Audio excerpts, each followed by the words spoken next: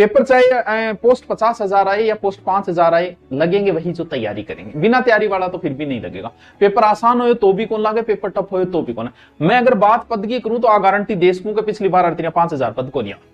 क्यों को नहीं आवा कि पिछली बार 5,000 अगर पद आ गया तो फिर दोबारा सरकार को नहीं आएगी, क्योंकि जाति सरकार है, लास्ट समय आ गया है और एक शिक्षक भर्ती निकालनी पड़ेगी। राजस्थान की राजनीति शिक्षक भर्ती पे टिकी होती है। तो कितने पद आ सकते हैं, लेवल फर्स्ट और लेवल सेकंड। जो अभी अभी नए नए बच्चे, उन्हें तो यही नहीं पता कि लेवल फर्स्ट कौन सा होता है। कई बीएड भी सोचा आपने लेवल फर्स्ट है, लेवल फर्स्ट मतलब आप टॉप अपना बीएड क्रेडिट ना होना। लेवल फर्स्ट बीएसटीसी में और लेवल सेकंड क्या है, बीएड की में जो दारी है वो।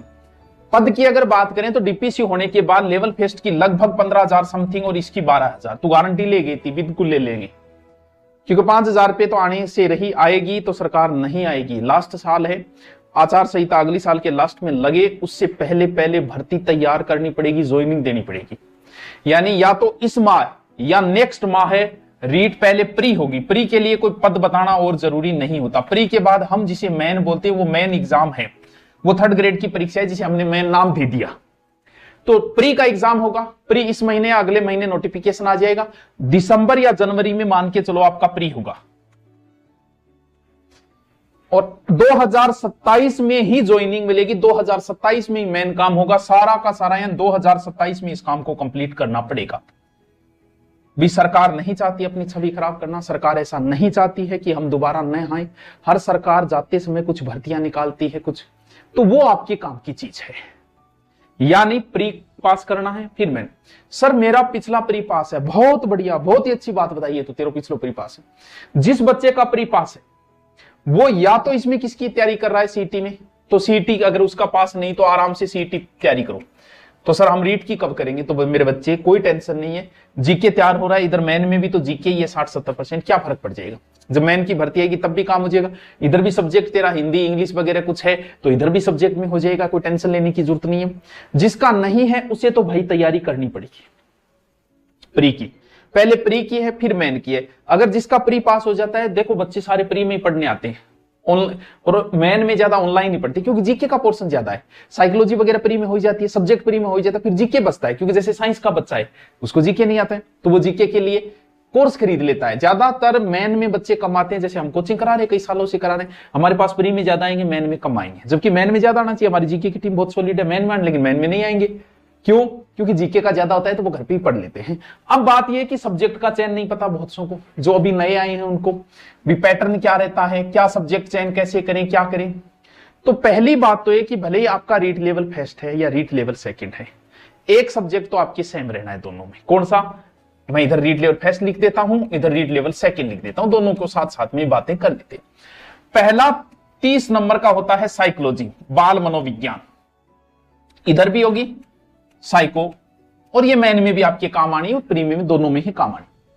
फिर आपको 2 भाषाओं का चयन करना पड़ता है, ठीक है, 2 लैंग्वेज का, इधर भी करना है और इधर भी। अब यहां एक बात को समझो आप, जो दूसरी लैंग्वेज है उसके बारे में। पहली लैंग्वेज आपको हिंदी ही लेनी है। क्योंकि लेनी है हिंदी होगी, मुझे पता है, पहली लैंग्वेज आपकी हिंदी है। अब दूसरी लैंग्वेज, जैसे किसी को उर्दू अच्छी आ रही है, उसे कुछ नहीं सोचना, उर्दू लो। जिसको पंजाबी अच्छी आ रही है, कोई टेंशन नहीं, पहली या दूसरी जो भी उसको लेनी है पंजाबी लो। लेकिन द्विधा में तो वो है ना जिन्हें ना तो संस्कृत आती है और ना ही मेरी तरह उनको इंग्लिश आती है। बड़ी समस्या तो यह है कि सर हम दूसरी लैंग्वेज संस्कृत लें या इंग्लिश लें। तो अगर भाइयों और बहनों राजस्थान अंग्रेजी में कमजोर है, English is not come to Rajasthani, राजस्थानियों को इंग्लिश तो आती ही नहीं है मेरी तरह, यहां आपको क्या करना है, मेरा अपना व्यू है, आप अपने हिसाब से कर सकते हो, जो मर्जी वो करो। अगर आपको अंग्रेजी थोड़ी बहुत आती है और आपने पढ़ी है थोड़ा बहुत है तो ही इंग्लिश लेना। अगर आपको कुछ नहीं आता और आप ये सोच के इंग्लिश ले रहे हो कि हम कोचिंग करके और 6 महीने में तैयार कर लेंगे, तो मुझे लगता है ये आपका डिसीजन सही। तो फिर आपको क्या लेना चाहिए, संस्कृत। क्यों? क्योंकि आपको तो 90% ही सही करने हैं, हमें तो 90% सही करने हैं प्री के लिए, आगे तो हमें कोई मतलब ही नहीं है दूसरी लैंग्वेज से। अगर आप संस्कृत लेते हो तो आपके क्या फायदा है, शिक्षण विधि इधर हो जाएगी तैयार, वही शिक्षण विधियां संस्कृत में, और आप अब इंग्लिश में शिक्षण विधि आएगी, आपकी समझ में नहीं आएगी क्या लिखा हुआ है।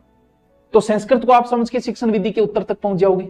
जो संधि यहां है वही संधि यहां है, फर्क इतना ही है कि अपने स्वर संधि के 5 भेद है, संस्कृत के 8 भेद है। वही समास है, वही उपसर्ग है, वही प्रत्यय है, यानी लगभग चीजें आपकी सेम है, लगभग चीजें। तो आपकी पकड़ जल्दी हो जाएगी। आप अगर 30 में से ये सोचो कि 10, 12, 15 क्वेश्चन में सही कर दूं तो आपके 90 तक पहुंच जाओगे आप।